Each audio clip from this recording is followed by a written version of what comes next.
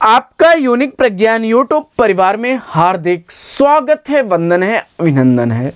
साथियों, हिंदी साहित्य प्रश्नोत्तरी 50 लेकर के आपके बीच उपस्थित हूँ और हिंदी साहित्य प्रश्नोत्तरी 50 का मुख्य उद्देश्य होता है आपके अध्ययन का आपको रिवीजन कराना। तो आज की पाठचर्या को प्रारंभ करें उससे पूर्व देखते हैं आज का मॉर्निंग कोट्स। आज का मॉर्निंग कोट्स है कि अगर आप बुरी स्थिति में अपने को सकारात्मक रखते हैं तो यह आपकी जीत है। जी हाँ दोस्तों, परिस्थितियां कैसी भी हों, लेकिन आपका मन मस्तिष्क, आपका लक्ष्य हमेशा सकारात्मक होना चाहिए। और आप अगर सकारात्मक दिशा में नई ऊर्जा, नई स्फूर्ति के साथ परिस्थितियों से लड़ेंगे तो परिस्थितियां आपसे हार करके घुटने टेक देंगी और सफलता आपके कदमों में होगी। तो साथियों, ऐसी मॉर्निंग कोट्स के साथ प्रारंभ करेंगे हिंदी साहित्य प्रश्नोत्तरी 50। लेकिन प्रश्नोत्तरी 50 का पहला प्रश्न आप तक पहुंचे इससे पूर्व अगर वीडियो को पहली बार देख रहे हैं तो चैनल पर नए हैं तो कृपया चैनल को सब्सक्राइब कर लें और बगल में बने हुए बेल आइकन से ऑल बटन को प्रेस करें, जिससे कि आने वाले नए वीडियो की नोटिफिकेशन आपको सबसे पहले मिल सके। तो बिना समय गवाए प्रारंभ करेंगे आज की पाठचर्या और देखेंगे पाठचर्या में पहला प्रश्न। पहला प्रश्न है कि निर्वैयक्तिकता तथा वस्तुनिष्ठ समीकरण सिद्धांत आपका जो है किसने प्रतिपादित किया? तो जवाब हो जाएगा इसका एलियट ने। और अगला प्रश्न है प्रश्न संख्या 2 कि हिंदी में ऋतु संहार के रचयिता कौन हैं? तो हिंदी में ऋतु संहार के रचयिता श्रीधर पाठक हैं। अगला प्रश्न संख्या 3 है कि मधुप उपनाम से काव्यानुवाद करने वाले कवि कौन हैं? तो मधुप उपनाम से काव्यानुवाद करने वाले कवि मैथिली शरण गुप्त जी हैं। अगला प्रश्न है कि किस आलोचक की आलोचना को ध्वंसात्मक आलोचना कहा जाता है?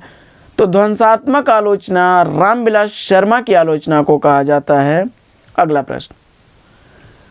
प्रश्न है कि उपनिवेश में स्त्री आलोच्य ग्रंथ की लेखिका कौन है? तो उपनिवेश में स्त्री आलोचना ग्रंथ लिखा गया है प्रभा खेतान द्वारा। अगला प्रश्न है कि दलित विमर्श की भूमिका और धम्म विजय के लेखक कौन हैं? तो दलित विमर्श की भूमिका और धम्म विजय दोनों ही कृतियां कंवल भारती की हैं। अगला प्रश्न, हिंदी की पहली आत्मकथा लेखिका कौन है? तो हिंदी की पहली आत्मकथा लेखिका जानकी देवी बजाज हैं। अगला प्रश्न है कि गुनाहों का देवता उपन्यास के उपन्यासकार कौन है? तो गुनाहों का देवता उपन्यास धर्मवीर भारती द्वारा लिखा गया 1949 ईस्वी का प्रकाशित उपन्यास है।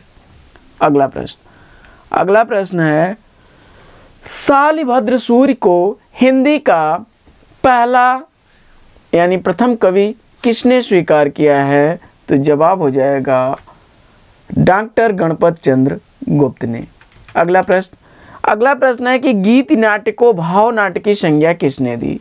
तो गीत नाट्य को भाव नाट्य की संज्ञा देने वाले हैं डॉक्टर नगेंद्र। अगला प्रश्न है महत्वाकांक्षा का मोती निष्ठुरता की सीपी में रहता है चंद्रगुप्त नाटक में यह कथन किस पात्र का है? तो जवाब हो जाएगा यह चाणक्य चंद्रगुप्त से कहता है और यह नाटक जयशंकर प्रसाद द्वारा लिखा गया नाटक है। आइए बढ़ते हैं अगले प्रश्न की तरफ और देखते हैं अगला प्रश्न है कि जयशंकर प्रसाद का प्रथम नाटक कब प्रकाशित हुआ? तो जयशंकर प्रसाद का प्रथम नाटक सज्जन 1910 ईस्वी में प्रकाशित हुआ था। अगला प्रश्न है कि कुरुवन दहन किस नाटक का हिंदी रूपांतरण है? तो कुरुवन दहन वेणी संहार नाटक का हिंदी रूपांतरण है और बद्री नारायण भट्ट द्वारा लिखा गया यह 1912 ईस्वी का नाटक है। अगला प्रश्न, विलक्षण बात यह है कि आधुनिक गद्य साहित्य की परंपरा का प्रवर्तन नाटकों से हुआ है, यह कथन किसका है? तो जवाब हो जाएगा आचार्य रामचंद्र शुक्ल। अगला कथन, उक्त व्यक्ति प्रकरण ग्रंथ के रचनाकार कौन है?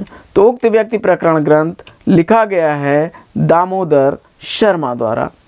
अगला प्रश्न है धरती की सतह पर गजल संग्रह के रचनाकार कौन है? तो धरती की सतह पर गजल संग्रह लिखा गया है अदम गोंडवी साहब द्वारा। अगला प्रश्न है कि परदेशी या अनुरागी उपनाम से कविताएं कौन लिखते थे? परदेशी या अनुरागी उपनाम से कविता लिखने वाले हैं दुष्यंत कुमार।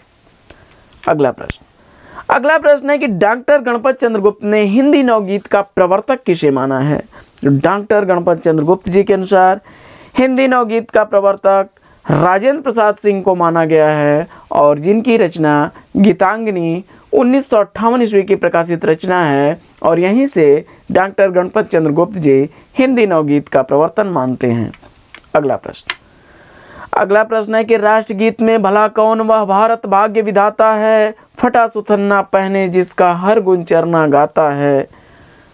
तो यह पंक्ति किस रचनाकार की है? तो जवाब हो जाएगा यह रघुवीर सहाय की पंक्तियां हैं। अगला प्रश्न है कि प्रतिबद्ध कविता के जनक कौन हैं?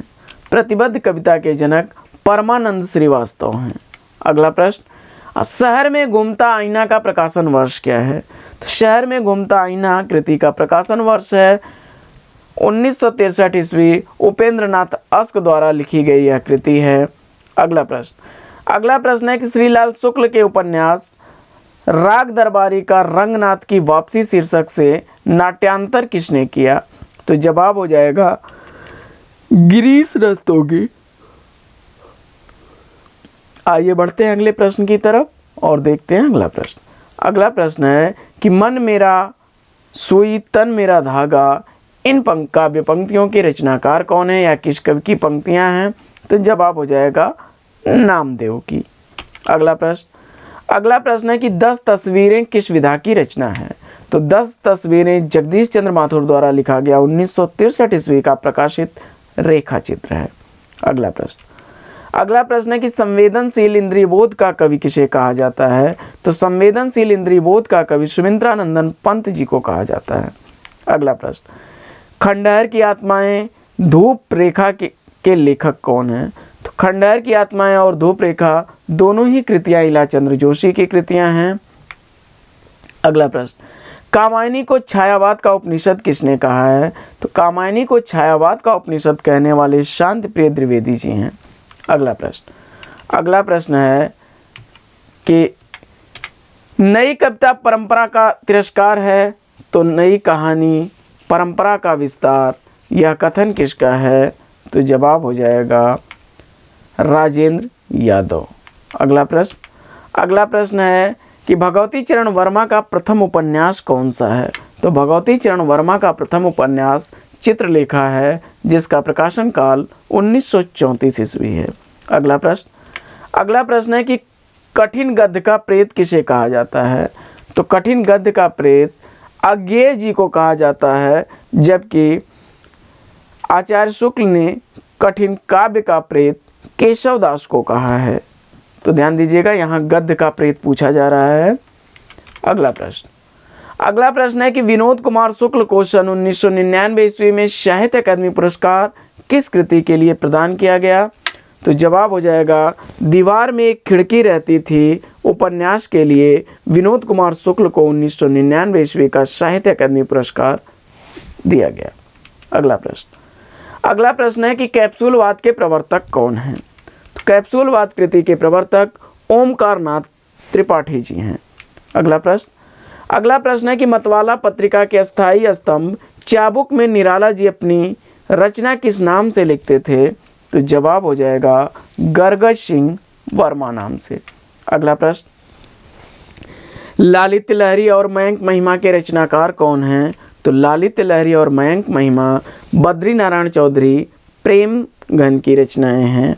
अगला प्रश्न है कि निसहाय हिंदू के लेखक कौन हैं?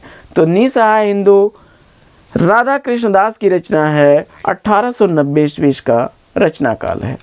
अगला प्रश्न, प्रद्युमन विजय रुक्मिणी परिणय नाटक के नाटककार कौन हैं? तो प्रद्युमन विजय रुक्मिणी परिणय नाटक लिखने वाले हैं अयोध्या सिंह उपाध्याय हरिऔध जी। अगला प्रश्न है कि मधुबन रामनाथ इंद्रदेव किस उपन्यास के पात्र हैं? तो मधुबन रामनाथ इंद्रदेव तितली उपन्यास के पात्र हैं और तितली उपन्यास लिखा गया है जयशंकर प्रसाद द्वारा। अगला प्रश्न है कि कृपाराम द्वारा रचित नायिका भेद की सबसे पुरानी पुस्तक कौन सी है? तो जवाब हो जाएगा हित तरंगिणी। अगला प्रश्न है कि उत्तर रामायण महाकाव्य के रचनाकार कौन हैं? तो उत्तर रामायण महाकाव्य के रचनाकार राम कुमार वर्मा जी हैं। अगला प्रश्न है कि प्रेत की छाया कहानी के लेखक कौन हैं? तो प्रेत की छाया कहानी लिखी गई है ज्योतिन्द्र नाथ द्वारा। अगला प्रश्न है कि प्रेत की छाया उपन्यास के लेखक कौन है? ध्यान दीजिएगा, वहाँ पर प्रेत की छाया कहानी थी जिसके लेखक थे ज्योतिन्द्र नाथ, जबकि प्रेत की छाया उपन्यास के लेखक हैं इलाचंद्र जोशी जी। आइए बढ़ते हैं अगले प्रश्न की तरफ। और अगला प्रश्न है कि वसेरे से दूर आत्मकथा का प्रकाशन वर्ष क्या है? तो जवाब हो जाएगा यह 1977 ईस्वी की प्रकाशित आत्मकथा हरिवंश राय बच्चन जी की है। अगला प्रश्न, अछूत की शिकायत किसका काव्य संग्रह है? तो अछूत की शिकायत काव्य संग्रह के रचनाकार हैं हीरा डोम। 1914 ईस्वी इसका प्रकाशन काल है। अगला प्रश्न है ज्योतिपुंज हिमालय यात्रा वृत्तांत के रचनाकार कौन है? तो ज्योतिपुंज हिमालय यात्रा वृत्तांत के रचनाकार हैं विष्णु प्रभाकर। 1982 ईस्वी का प्रकाशन काल है। अगला प्रश्न है अमृतलाल नागर द्वारा लिखा यशपाल बड़ा ठोस आदमी है किस विधा की रचना है? तो इसका सही जवाब हो जाएगा यह संस्मरण है। अगला प्रश्न, अलका जयशंकर प्रसाद के किस नाटक की पात्र है? तो अलका चंद्रगुप्त नाटक की पात्र है। अगला प्रश्न है कि मास्टर मनबोध की डायरी के रचयिता कौन है? तो मास्टर मनबोध की डायरी डॉक्टर विवेकी राय द्वारा लिखी गई कृति है। अगला प्रश्न है कि जीवन यात्रा का कोलाज कृति के लेखक कौन है? तो जवाब हो जाएगा डॉक्टर जगदीश जोशी।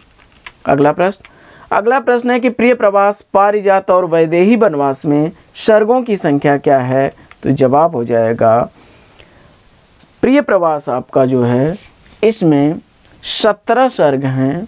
प्रिय प्रवास में सर्गों की संख्या 17 है। पारिजात में 15 सर्ग हैं, जबकि वैदेही वनवास में 18 सर्ग हैं। और प्रिय प्रवास का रचना काल 1914 ईस्वी, पारिजात का 1937 ईस्वी और वैदेही वनवास का 1941 ईस्वी है। और ये सारी रचनाएं अयोध्या सिंह उपाध्याय हरियौध द्वारा लिखी गई हैं। अयोध्या सिंह उपाध्याय हरियौध द्वारा लिखी गई हैं। तो राइट आंसर इसमें आप कई प्रश्नों को एक साथ ऐड कर सकते हैं, यानी प्रिय प्रवास में 17 सर्ग हैं, पारिजात में 15 सर्ग हैं, वैदेही वनवास में 18 सर्ग हैं।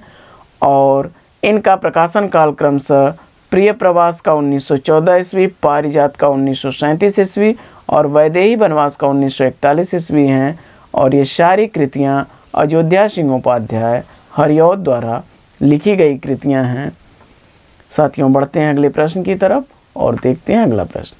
अगला प्रश्न है कि कबीर बीजक पर लिखी गई त्रिज्या टीका के रचनाकार कौन हैं? तो जवाब हो जाएगा पूरनदास। तो साथियों आज की पाठचर्या में लेंगे यहीं पर विराम। पाठचर्या कैसी लगी? अगर वीडियो अच्छा लगा हो तो वीडियो को लाइक करिए और दोस्तों में शेयर कर दीजिए। चैनल पर पहली बार हैं तो चैनल को सब्सक्राइब कर लीजिए। और आपके लाइक शेयर सब्सक्रिप्शन से हमको मिलता है मोटिवेशन ऐसे वीडियोस बनाने के लिए। तो मुझे उम्मीद है कि आप अपना प्यार दुलार स्नेह मुझे देंगे। फिर आपसे मिलते हैं अगले वीडियो में एक नए प्रकरण, एक नए टॉपिक, एक नए अंदाज में। तब तक के लिए लेंगे आपसे विदा। आपका जीवन मंगलमय हो। बेस्ट विशेष बेस्ट ऑफ लक। जय हिंद साथियों।